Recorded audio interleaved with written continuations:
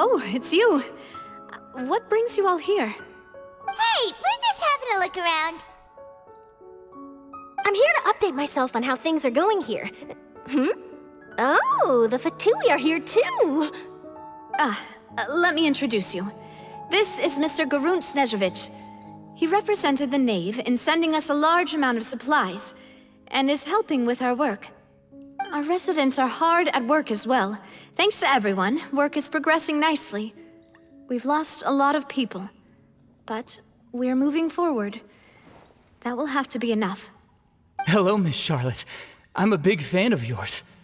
I especially like that article you wrote last year about Fontaine's stray cats.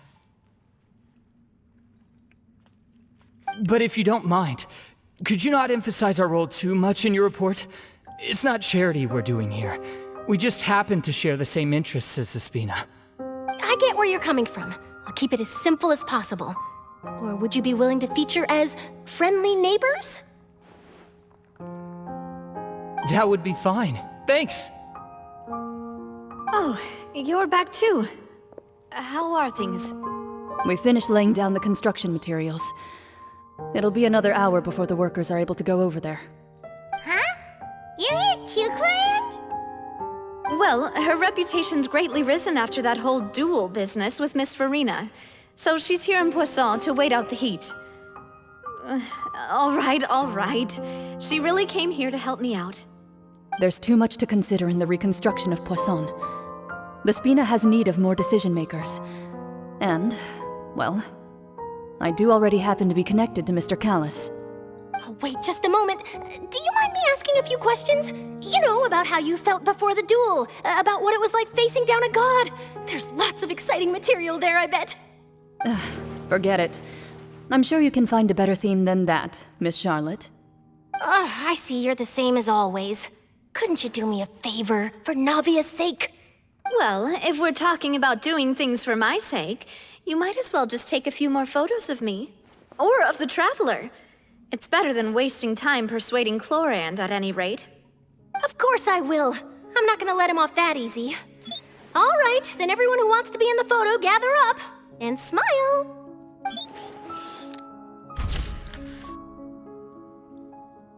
How did it go? Was it a good shot? Did Paimon look cute in it?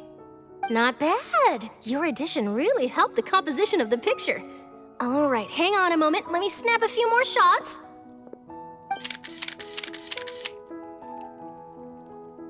All right, that should do it. I'll be back here later anyway, so let's call it a day.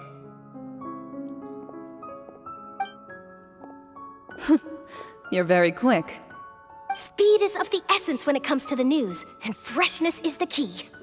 Also, not to brag, but I'm pretty good at building connections. Who knows? I might eventually get that interview with you after all, Miss Chlorand. Wow, you really do have that never say die spirit. I'm impressed. I'll hazard a guess that this is how you got that interview at the Fortress of Meripede. Whoa, you're well informed. Let me make a guess too. I asked Sijuin, who told Monsieur Nervillet, and he told you, right? That's a very complete information chain. In truth, all Monsieur Neuvillette asked me was, when did the fortress become so friendly towards the media? I told him that it was best not to speak too soon. There's no guarantee that Wriothesley will make a personal appearance. You're right. I've got to treasure every moment I have with them.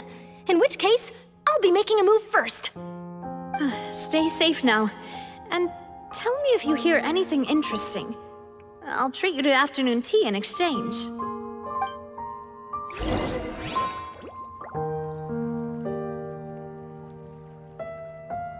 You seem curious about the fortress. Of course. That Wriothesley. I still remember going down to the fortress to grill him for information on my father's case. Boy, did he take me for a ride. Without telling me anything, of course. But he did invite you to tea, didn't he? 2 large pots of it, in fact. It was good tea, though. I have to agree. The tea there is very good. Ah, speaking of that, would you like to have some today? I mean, you've got time, right? Well, I'd be partial to some shortbread. Wow, it's like we've got a menu or something. Sure. Good. What flavor of biscuits would you like, Mr. Snežević? Me? I'm fine with anything. But I would prefer chocolate, should you have it. All right, leave it to me. I'll go over the newly arrived supplies with you later, Mr. Snežević.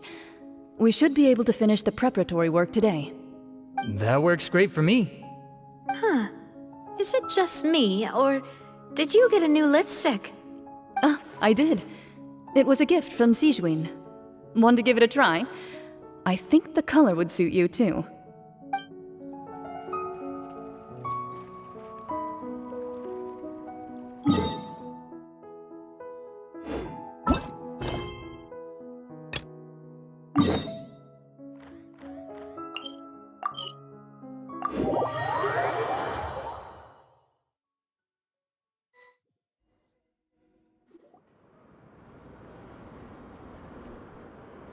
Wow, guess we're here again, huh? There's a real nostalgic feeling to this place. Looks like you've been missing us. Duke! Did you come all the way to the entrance to greet us? Of course. I'm here to welcome you and our dear Miss Charlotte, whom our good head nurse recommended to me. It's an honor to finally meet the much-rumored Duke. Thank you for consenting to my visit to the fortress, sir. No need to thank me. But that said, I shouldn't be the focus of your interview. I trust you recall our agreement? Of course. All right then, this way.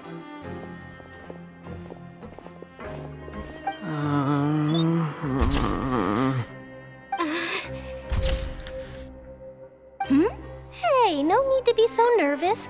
I've already taken all the photos we need.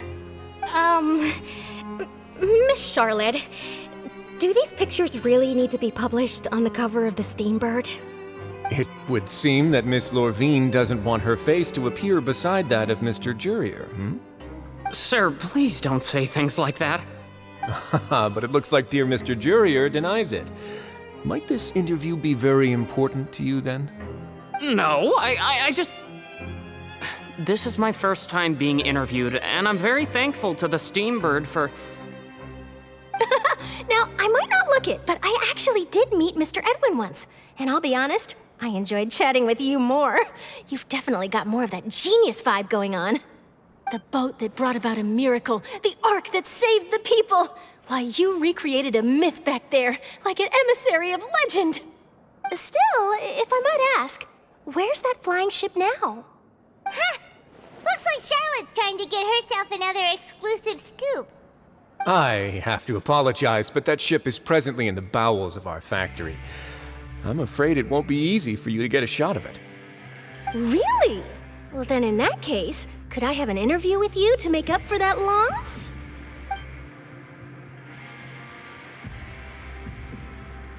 You already know my answer, I'm afraid. Best you interview our head nurse instead. Or perhaps you'd like to take another photo of this couple of researchers? Did you really have to use the word couple? Well, then, 2 solo photos will do. Is my hair messed up? Please, someone help me have a look. Things sure are getting pretty lively here. We've seen this kind of thing before. Oh, seems like everyone's here. Would any of you like to try this new drink I came up with? Ah, Sijuin. Hey, Miss Charlotte. Why don't you, take some pretty photos of our head nurse? Sure. Come on, Miss Sijuin, over this way. Let's find a brighter spot. Huh? Sure. Do I have to smile? So, how have things been at the fortress?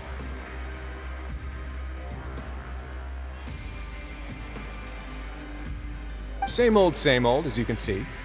Fontaine's undergone some changes, but this place is still more or less the same. Other than that flying ship, It got a tad too much attention, I think. That's why I decided to let the interview go through. We should direct more public opinions toward the behind-the-scenes heroes. Am I right, Mr. Jurrier? Miss Lurvine? You're too kind, sir.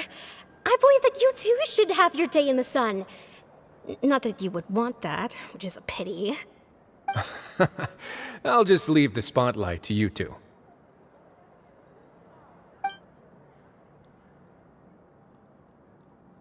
I see. Lots of things happened that day, huh?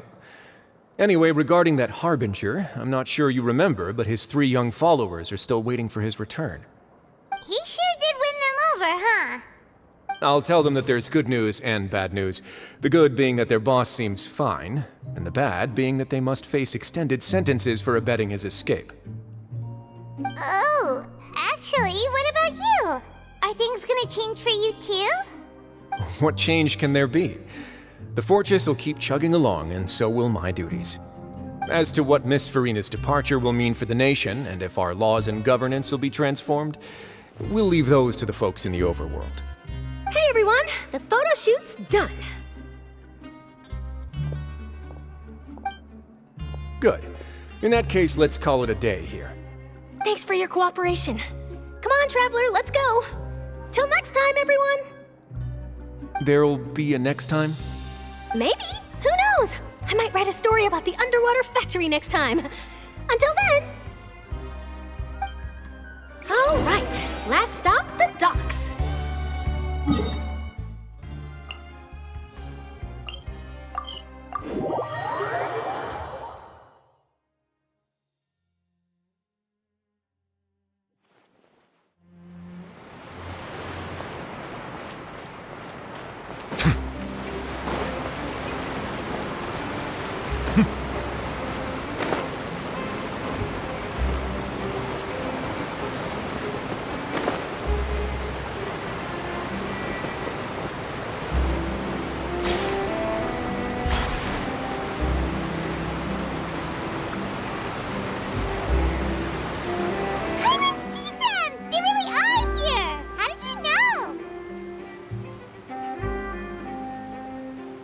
Navia mentioned that she stayed in touch with Linny and the others after working together.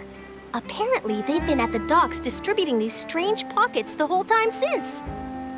Traveler, Paimon. Ah, and Miss Charlotte, too. Would you like a magic pocket? What sort of gadget is it? It's a wondrous bag that can be used to carry many things. The water level has returned to normal, but if you see any of your things floating around, you can use this to carry them. Or you could trick a friend into doing it for you. Trick a friend? I wonder which of my friends would fall for that.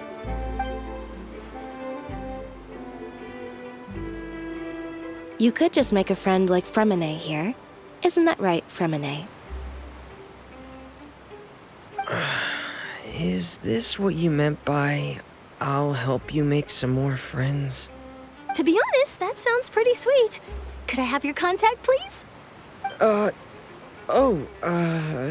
Sure. Please, write down my address. You sure are working hard to help Fremine socialize. He was the one who proposed doing this. He even wants to assist in our magic shows. Yes, I was planning to first introduce Pear as an assistant, and later Fremine himself. In the future, I think we can leave underwater escape magic to him too. That said, would anyone want to see a diver escape underwater? Oh, it'll work out. Every journey begins with the first step. He'll become a part of our show eventually. Lynette, could you come over? Miss Charlotte says she wants to take a picture of us. Got it. My, that Charlotte is rather perceptive. She got rid of everyone the moment she realized I had something to say to you. So, how have things been, Traveler? Father says that you did a great deal during the latest events. She's very grateful for your contributions to Fontaine. That's all right. We were more than happy to help. So, what's she doing now? Oh, I guess you haven't heard. Well, After Lady Farina left, Father and Monsieur Neuvillette opened negotiations, during which he gave Fontaine's gnosis to her as a diplomatic gift. A diplomatic gift? A gnosis? Yes, I was quite surprised at first myself. But when I thought it over, there were actually a number of things going for it. It could have been done as an apology for the incident with Lord Child, or as thanks for his help in tying the all-devouring narwhal down. Furthermore, Father did also lend significant aid to Fontaine and Poisson. Well, that's true, but this is a gnosis we're talking about. Doesn't this seem a bit irresponsible? I would agree, but I've also heard that it seems that Monsieur Neuvillette has had a significant change of heart regarding the matter. So there's some reason for this that only Neuvillette knows about? I suspect you'll have to ask him about that yourself. Ah, yes, speaking of which, I did see him strolling around the entrance to the Fortress of Meripede a while back. Isn't he real busy and stuff? Paimon didn't think he'd have the time for that. But back to the topic. The gnosis was given to the knave, right? What about Child? They say that he's returned to Snezhnaya to recover from his wounds. I hear that the recent disaster really did a number on his health. That's true. When you think about it, we've had loads of run-ins with the Fatui. To think we'd be allied with them this time. So shocked by such a simple switching of sides?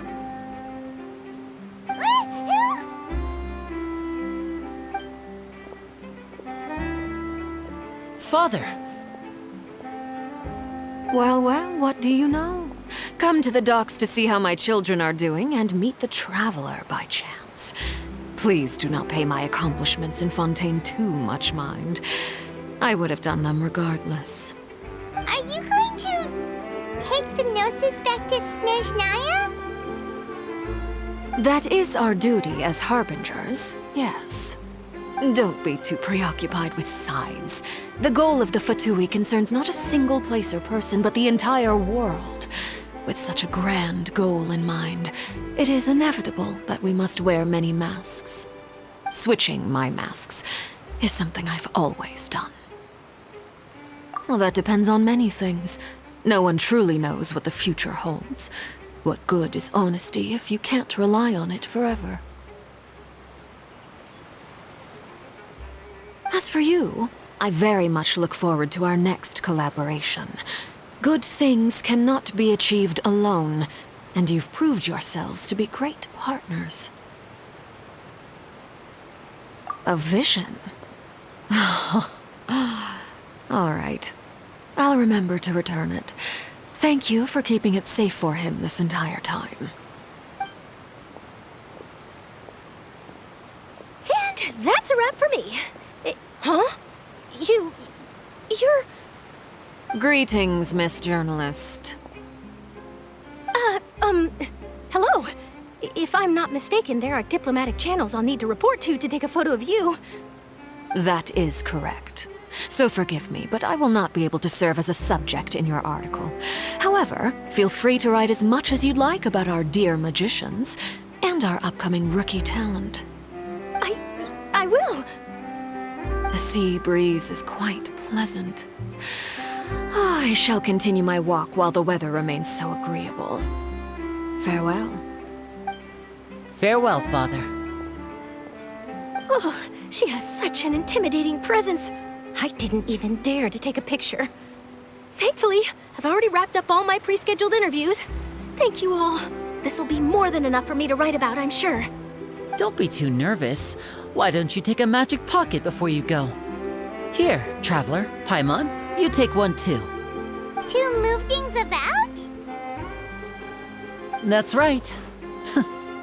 Funny. I was giving out magic pockets when we first met too. And what do you know? I'm doing the exact same thing right now. So many things have happened, but the pockets are still the pockets. I guess this must be life. We will all follow our own paths, and serendipity will lead you to your fated friends. All right then. We'll be handing out pockets in some other districts later, so we'll get going now. Have a good day, you two.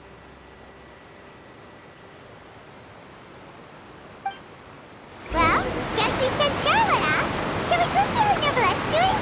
As long as he's not so busy that he doesn't have time to chat anyway.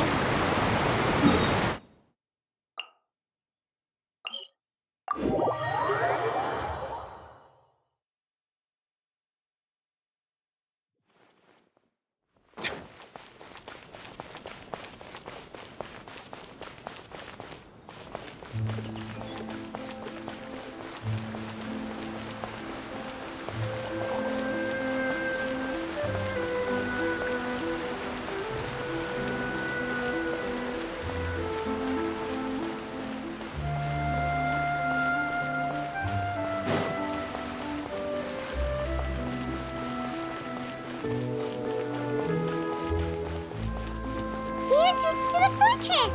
Ooh, he really is there!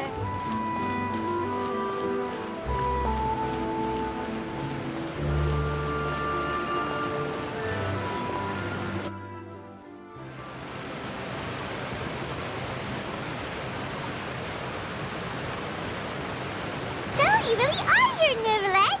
Paimon didn't think you were going to have free time this hour of the day.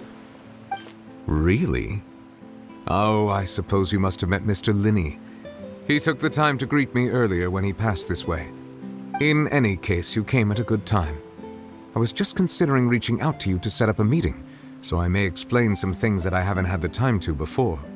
Aw, Paimon's glad that you remembered. Thank you for keeping us on your mind, what with you being busy and all.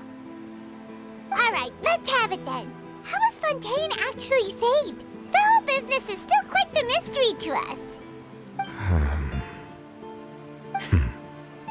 It is strange how words can often leave a bitter taste in the mouth when it finally comes time to say them out loud.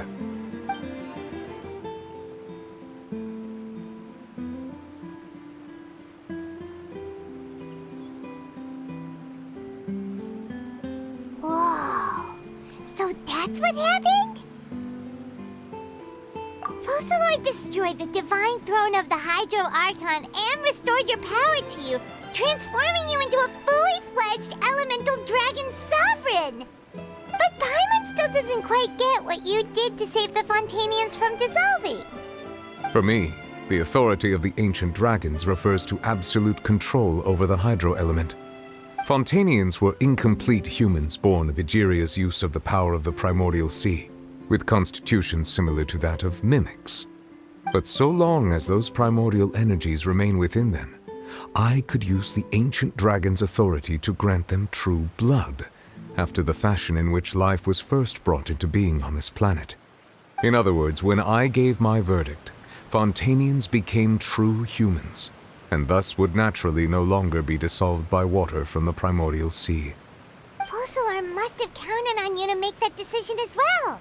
Your verdict was the key to making the prophecy appear to have come true while saving everyone. Yeah, and in a manner of speaking, Focalor finally managed to fulfill the original Hydro Archon's wish to turn Oceanids into real people too! It seems from your expressions that you still have more things you wish to ask. Ask away. I will tell you the truth as I know it.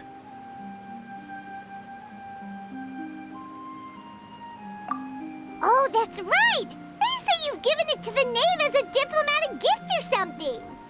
Leaving aside their intentionality, the two Fatui Harbingers have indeed done much for us during this crisis.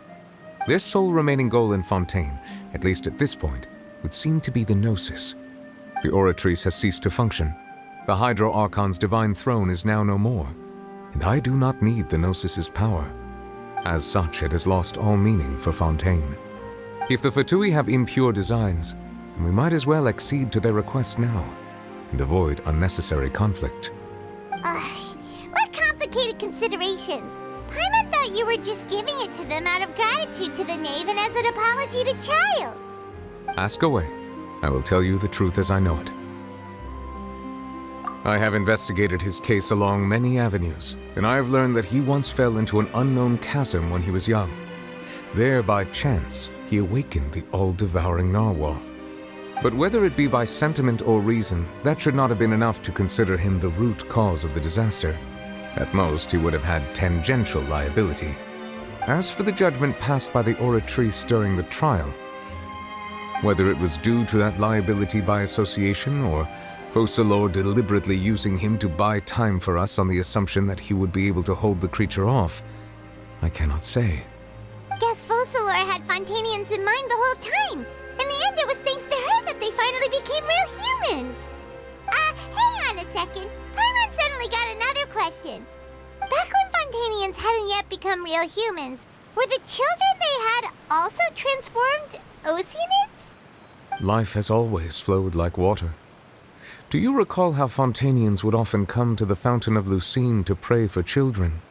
Yeah, Lynette said the fountain is where all the waters in Fontaine converge. In truth, even those couples did not know that such prayers were no mere custom, but instead a form of ritual.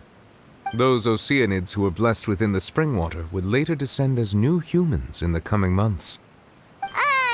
Paimon sorta gets it now. Either way, seems like this ritual won't be of any further use, but it'll probably live on as a local custom. Ask away. I will tell you the truth as I know it. Yeah, about that. Risley said Farina has already left. What's that all about? Ah, Lady Farina. The people are only aware that her death sentence has not been carried out. She abdicated the post of Hydro Archon and left affairs related to that title to me, before leaving the Opera House. I related Focalors' words to her faithfully and completely. After hearing them, she seemed neither saddened nor comforted. She simply said that she was tired and needed to rest. Having said that, she then packed her things and moved out of the Opera House, not unlike how an ordinary person might. But she's still got a place to stay, right? You need not worry.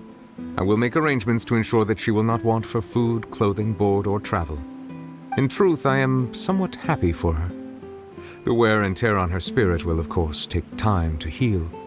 But now that she no longer has to play the role of Focalors the Hydro Archon, she can finally lay down her burdens and lead a normal life. What about you then? What are your plans now that you've regained your full powers as the Hydro Dragon? After Focalors passed on, the Oratrice also ceased to function. This matter will directly affect our trials. After much careful consideration, I've decided to take over its role in our courts. From now on, I shall hear cases and pass verdicts by myself. Looks like you're still considering stuff from the perspective of the Udex, huh? As an elemental dragon, there are indeed many things that I must do. But this power and this duty, in a manner of speaking, you could say that both were granted to me. As such, before I attend to my other responsibilities, I must first and foremost continue to serve Fontaine as its highest judge. The duty of the Hydro Sovereign and the duty of the Udex shall coexist within my person. Additionally, the Hydro Archon's departure has brought about another problem, which is that the Opera House shall no longer produce indemnitium. That's true. That power was derived from the people's faith in the Hydro Archon, wasn't it? Wait, but the various mechs and machines in the city are all still okay. Where are they getting their energy from? As I am now, I have full command over New Musia, and it can serve as a complete substitute. Another reason why I cannot quite leave Fontaine immediately. Wow. This ancient dragon's authority stuff is really quite useful, huh? Ask away. I will tell you the truth as I know it. You will soon be heading to Natlan, I presume? I'm afraid that I have little talent as a travel guide, so all I can do is tell you what I know about that land. As far as I'm aware, Natlan can be said to be a nation of dragons. A nation of dragons? You mean like you? No, I suspect that I would not find myself welcome there. Unlike ancient dragons such as myself, the dragons of Natlan have undergone long years of development and evolution. Large numbers of them have entered a form of coexistence with humanity. Natlan is also the nation of war. War ravages those lands like an undying flame. There is one other piece of information I got incidentally from my negotiations with the Knave that I believe may be useful to you. The Harbinger known as the Captain has thrown his hat into the endless ring of war. The Captain. Sounds like a real tough customer. Seriously, everywhere you look, there's a Fatui Harbinger doing their thing. I suggest that you fully prepare yourself before going to Natlan. In the meantime, Fontaine's doors will always be open to you. Ask away. I will tell you the truth as I know it. Hang on a sec. Paimon's still got a question about the Gnosis. When we spoke to Linny earlier, he mentioned that your attitude towards giving away the Gnosis had clearly changed. We guessed that there might be some reason for it that only you were aware of. No wonder the House of the Hearth is the Fatui's intelligence division. They are certainly sharp. So regarding this specific issue, I was just getting ready to share something with you. What is it? In truth, I exchanged some further words with that lady named Skirk after sending you two back to the surface. It went something like this.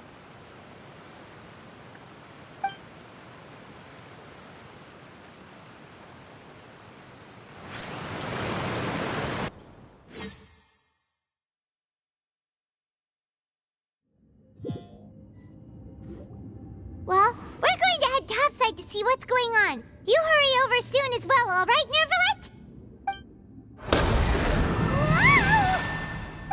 What next?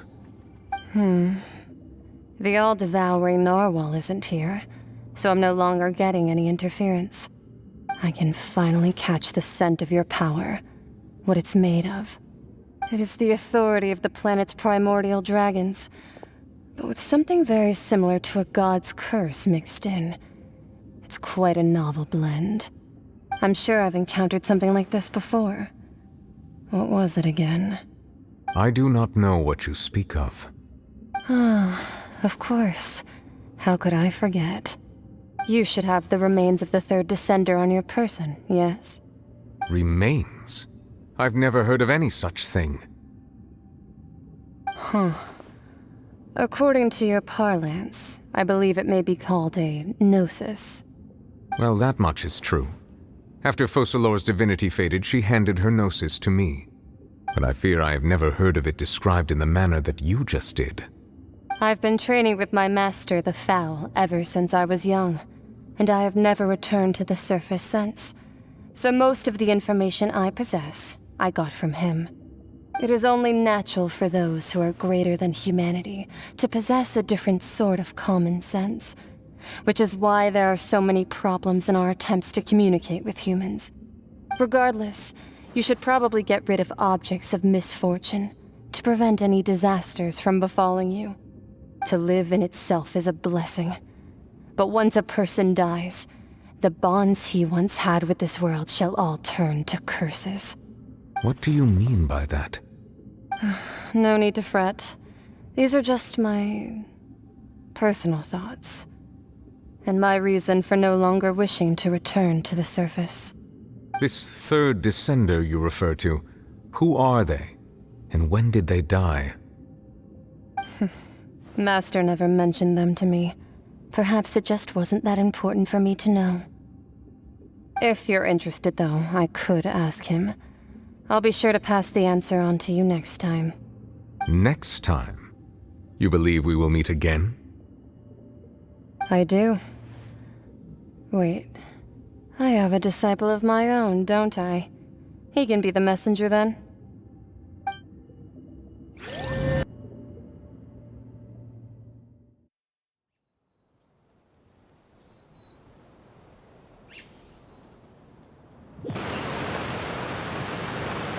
That's what she told me. Whether it would prove useful or not, I wanted to pass that information on to you. The remains of the third descender? So that's what the Gnosis actually are. Paimon just thought they looked like chess pieces. How could they be a person's remains? All the same, assuming that there was no misunderstanding or special metaphor at play, that is what she meant to say. And she said that it would bring misfortune and that you should check it, which is why you gave it to the Fatui. If she speaks the truth, then I would simply be putting Fontaine at unnecessary risk by keeping it here.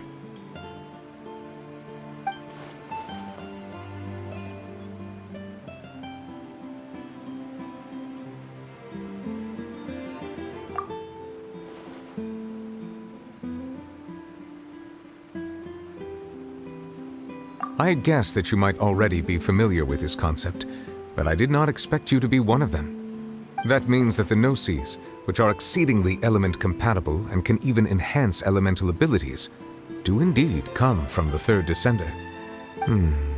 I wonder, does your body also possess similar properties? Like being able to use elemental powers without a vision! That does sort of count as special compatibility, right? No, let's not think about this stuff right now. It just feels creepy. Comparing the Traveler to the dead third descender and all.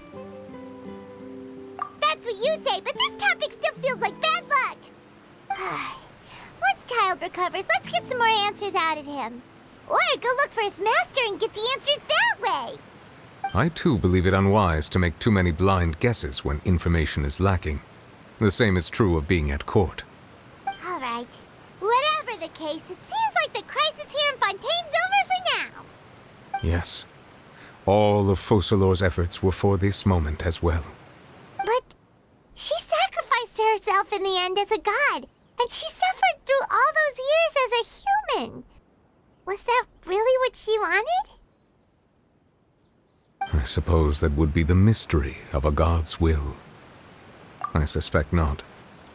But once in a while, I too would guess that if wishes were like the clouds in the sky, they will one day return to the earth as raindrops. Life flows like water, and rain is the final answer. The water levels may sometimes tilt one way or another, but the rain falls fairly upon all.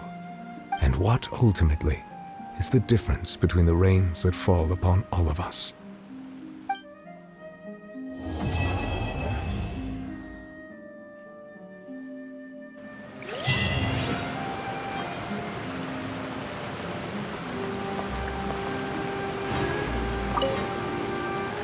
It seems from your expressions that you still have more things you wish to ask. Ask away. I will tell you the truth as I know it. I suggest that you fully prepare yourself before going to Natlan. In the meantime, Fontaine's doors will always be open to you.